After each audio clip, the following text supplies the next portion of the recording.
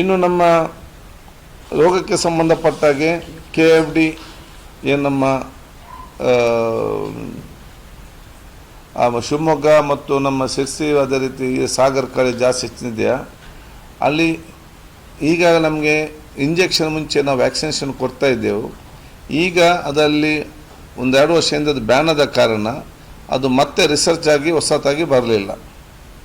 ಅದಕ್ಕಾಗಿ ನಾವು ಆಯಿಲ್ ಕೊಡ್ತಾ ಇದ್ದೇವೆ.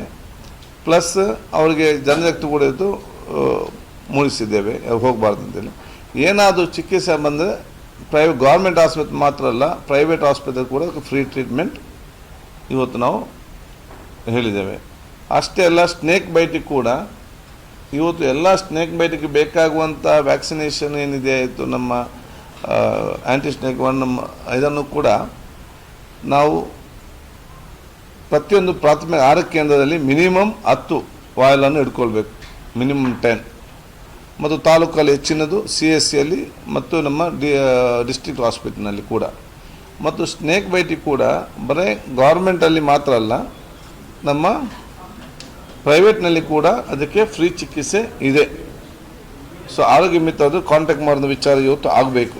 ಅದಕ್ಕಾಗಿ ಈ 3 ಅನುಭವ ನಾವು ಪ್ರಮುಖವಾಗಿ ನಾವು ಇಟ್ಕೊಂಡು ಈ ನಮ್ಮ ಕಳೆದ ವರ್ಷ ಸುಮಾರು 16,000 ಸ್ನೇಕ್ ಬೈಟ್ ಆಗಿದೆ. 159 ಲಾಸ್ಟ್ ಟೈಮ್, ಅದು ಕೂಡ ಡೆತ್ ಕೂಡ ಇವತ್ತು ಆಗಿದೆ. ಅದೇ ರೀತಿ ನಮ್ಮ ಎಲ್ಲ ಬೇರೆ ಬೇರೆ ಇಲಾಖೆಯನ್ನು, ಅದು ಮೆಟರ್ನಲ್ ಹೆಲ್ತಲ್ಲಿ, ಚೈಲ್ಡ್ ಹೆಲ್ತಲ್ಲಿ ಆ್ಯಂಡ್ RBSK ಬಗ್ಗೆ ಕೂಡ ನಾನು ನಿಮ್ಮ ಮುಖಾಂತರ ನಮ್ಮ ರಾಜ್ಯ ಜನತೆಗೆ ನಾನು ಹೇಳಲಿಕ್ಕೆ ಬಯಸ್ತೇನೆ. RBSK ಹೆಲ್ತ್ ಟೀಮ್ ಪ್ರತಿಯೊಂದು ನಮ್ಮ ತಾಲೂಕು ಮಟ್ಟದಲ್ಲಿದೆ, 2 ಟೀಮ್. ಅವ್ರ ಜವಾಬ್ದಾರಿ ಏನಂತ ಹೇಳಿದರೆ, ಅವರು ಎಲ್ಲ ಶಾಲೆಗೆ ಹೋಗಿ ಶಾಲೆಯಲ್ಲಿರುವಂಥ ಎಲ್ಲ ವಿದ್ಯಾರ್ಥಿ ಮತ್ತು ವಿದ್ಯಾರ್ಥಿಯನ್ನು ಪರೀಕ್ಷಿಸಿ ಬೇರೆ ಬೇರೆ ರೋಗಗಳಿಗೆ ಏನಾದರೂ ಅದರಲ್ಲಿ ಕಂಡು ಬಂದರೆ ಅದು ಬಹುಶಃ ಕಣ್ಣಿನ ಕೊರತೆ ಫ್ರೀಯಾಗಿ ಇದು ಕೊಡುವಂಥದ್ದು, ಕಿವಿ ಕೇಳದಂಥ ಒಂದು ಫ್ರೀಯಾಗಿ ಇಯರಿಂಗ್ ಏಡ್ ಕೊಡುವಂಥದ್ದು, ಅದು ಏನಾದರೂ ಅವ್ರಿಗೆ ಆಪ್ರೇಷನ್ ಆಗಬೇಕಾದ್ರೆ ಅವ್ರು ಕರ್ಕೊಂಡೋಗಿ ಫ್ರೀಯಾಗಿ ಇವತ್ತು ಟ್ರೀಟ್ಮೆಂಟ್ ಕೊಡುವಂಥದ್ದು. ಯಾಕೆ ಸಣ್ಣದಿಂದಲೇ ಮಕ್ಕಳನ್ನು ಗುರುತಿಸಿಕೊಂಡು ಬಹುಶಃ ಇವತ್ತು ಚಿಕಿತ್ಸೆಗೆ ಇವತ್ತು ಆ ಕುಟುಂಬದ ಸರಿ ಉಪಕಾರವಂತ ಕೆಲಸ ಇವತ್ತು ಈ ಟೀಮಿಗೆ ಮಾಡುವಂಥದ್ದು. ಸೊ ಇದನ್ನೆಲ್ಲ ಕೂಡ ನಾವು ಮಾಹಿತಿಯನ್ನು BO ಮುಖಾಂತರ ಸ್ಕೂಲಿಗೆ ಕೊಡ್ತೇವೆ. ಸ್ಕೂಲ್ನವ್ರು ಇವತ್ತು ಅದನ್ನು ನೋಡಿಕೊಳ್ತಾರೆ. ಹೇಳಿಕೊಂಡು ಬೇರೆ ಬೇರೆ ಡಿಪಾರ್ಟ್ಮೆಂಟ್ ಸ್ಕೀಮನ್ನು ನಾವು ಇವತ್ತು ಚರ್ಚೆ ಮಾಡಿ ಅದನ್ನು ಚೆನ್ನಾಗಿ ಸ್ಟ್ರೀಮ್ಲೈನ್ ಮಾಡಿ ತಳಮಟ್ಟಕ್ಕೆ ಮುಟ್ಟಿಸುವಂಥ ಕೆಲಸ ನಾವು ಮಾಡ್ತೇವೆ. ನಿಮ್ಮೆಲ್ಲ ಸಹಕಾರ ನಮಗೆ ಇವತ್ತು ಅತಿ ಅಗತ್ಯ ಅಂತ ಕೇಳಲಿಕ್ಕೆ ನಾನು ಇವತ್ತು ಬಯಸ್ತೇನೆ. ಈಗ ಔಷಧಿಗಳ ಬಗ್ಗೆ ಚರ್ಚೆ ಆಗಿದೆ. ಈಗಾಗಲೇ ಬಹುಶಃ ಮುಂದಿನ, ಯಾಕೆಂತ ಹೇಳಿದರೆ ಈಗ ಒಂದು ಕ್ವಾರಂಟೈನ್ ಅಂತ ಒಂದು ವಿಚಾರ ನಿಮಗೆ ಗೊತ್ತಿದೆ ಲಾಸ್ಟ್ ಟೈಮ್. ಆದ ಕಾರಣ ನಾವೆಲ್ಲ ಇವತ್ತು ಟೆಸ್ಟ್ ಮಾಡಿಕೊಂಡು ಬಂದು ಆ ಮದ್ದನ್ನು ಮತ್ತೆ ನಮ್ಮ ಡಿಸ್ಟ್ರಿಕ್ಟ್ ನಮ್ಮ ವೇರ್ಹೌಸ್ಗೆ ಮುಟ್ಟಿದ ನಂತರ ಮತ್ತೆ ಇನ್ನೊಮ್ಮೆ ಟೆಸ್ಟಿಗೆ ಕಳಿಸ್ಲಿಕ್ಕಿದೆ. ಯಾವುದು ನಾವು ಬೆಲ್ಲಾರಿ ಕೇಸ್ ಇದಾದ ನಂತರ ಆವಾಗ ಏನಾಗ್ತದೆ, ಆ ಒಂದು ಸಡನ್ನಾಗಿ ಮೂವ್ಮೆಂಟ್ ಆಗಲಿಕ್ಕೆ ಸ್ವಲ್ಪ ಸಮಸ್ಯೆ ಇತ್ತು. ಈಗಾಗಲೇ ಬಹುಶಃ 81 ಏನಿತ್ತು ಎಸೆನ್ಷಿಯಲ್ ಮೆಡಿಸಿನ್ಸ್ ಇದೆಯಾ ಇದರಲ್ಲಿ, ಅದು ಟೆಂಡರ್ ಆಗಿ ಎಲ್ಲ PSCಗಳಿಗೆ ಮುಟ್ಟಿದೆ. ಇನ್ನು ಸುಮಾರು 200ಕ್ಕಿಂತ ಅಧಿಕ ಔಷಧಿಗೆ ಟೆಂಡರ್ ಆಗಿ ಬಹುಶಃ ಇವತ್ತು ಅಪ್ರೂವ್ ಆಗಿ ಬಹುಶಃ ಮುಂದಿನ 3 ತಿಂಗಳಲ್ಲಿ ಮುಟ್ತದೆ. ಮತ್ತು 200 ಎಸೆನ್ಷಿಯಲ್ ಡ್ರಗ್ಸಿಗೆ ಬಹುಶಃ ನಾವು ಅದನ್ನು ಆದಷ್ಟು ಬೇಗ ಟೆಂಡರ್ ಕರೀತಾರೆ ಈ ವರ್ಷಕ್ಕೆ. ಅದು ಮುಂದಿನ ವರ್ಷಕ್ಕೆ ಏನು ಬೇಕು ಅದು ಈಗಾಗಲೇ ಪ್ರೊಸೆಸನ್ನು ನಾವು ಇವತ್ತು ಸ್ಟಾರ್ಟ್ ಮಾಡಿದ್ದೇವೆ. ಸೊ ಈಗ ಒಂದು ಸ್ವಲ್ಪ ಸಮಯದಲ್ಲಿ ಅಲ್ಲಿಯ ತನಕ ಲೋಕಲ್ ಆಗಿ ನಮ್ಮ ಆರೋಗ್ಯ ಸುರಕ್ಷಾ ಸಮಿತಿಯಿಂದ ಅನುದಾನದಲ್ಲಿ ನಾವು ಅಗತ್ಯವನ್ನು ಪರ್ಚೇಸ್ ಮಾಡಲಿಕ್ಕೆ ಕೂಡ ನಾವು ಕೊಟ್ಟಿದ್ದೇವೆ. But there is not a good practice ಅಲ್ಲಿ ಲೋಕಲ್ ನಾವು ಪ್ರಾಕ್ಟೀಸ್ ಮಾಡಿ ಕೊಡುವಂಥದ್ದು.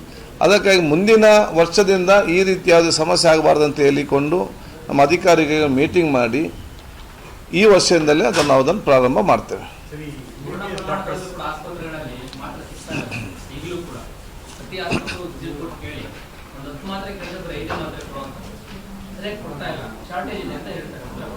ಅಲ್ಲ, ಅದನ್ನೇ ಶಾರ್ಟೇಜ್ ಇದೊಂದು ಆಗಿದೆ. ಮತ್ತು ಅದು 3 ತಿಂಗಳಿಂದಲೂ ಕೂಡ ಸರಿ ಆಗ್ತದೆ, ನಾನು ಇಲ್ಲ ಅಂತ ಹೇಳುವುದಿಲ್ಲ. ಮಾತ್ರ ಯಾವುದು ಬೇಕು ಅದನ್ನು ಅಲ್ಲಿಂದಲೇ ಪರ್ಚೇಸ್ ಮಾಡಿ ಕೊಡುವಂಥ ಪವರನ್ನು ಕೊಟ್ಟಿದ್ದೇವೆ.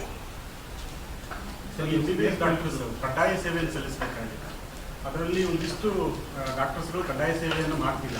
ಅವರಿಗೆ ತಾವು ಪೆನಾಲ್ಟಿ ಹಾಕೋದಕ್ಕೆ 25 ಲಕ್ಷದ 15, 10, 25 ಜನಕ್ಕೆ ಹಾಕಿದ್ದೀವಿ ಸರ್ penalty? ಸರ್ ಈಗ ಇನಿಷಿಯೇಟ್ ಮಾಡ್ತಾ ಇದ್ದೀವಿ ಸರ್. ಆಲ್ಮೋಸ್ಟ್ 500 ಡಾಕ್ಟರ್ಸ್ ಈ ವರ್ಷ ಯಾರು ಜಾಯ್ನ್ ಆಗಿಲ್ಲ ಸರ್, ಅಂದರೆ ಬಂದು ಹೋಗಿದ್ದಾರೆ ಅಂಥವ್ರಿಗೆ ಈಗ ಇನಿಷಿಯೇಟ್ ಲೀಗಲ್ ಆ್ಯಕ್ಷನ್ ಇಂಡಿವಿಜುವಲ್ ಆಗಿ ಮಾಡಬೇಕು ಸರ್. ಈಗ ಲಾಸ್ಟ್ ಟೈಮ್ ಯಾರು ಕಂಪ್ಲೀಟ್ ಆಗಿದೆ ಅವ್ರು ಬಂದು ಜಾಯ್ನ್ ಆಗಲಿಕ್ಕೆ ನಾವು ಆದೇಶ ಕೊಟ್ಟಿರ್ತಾರೆ.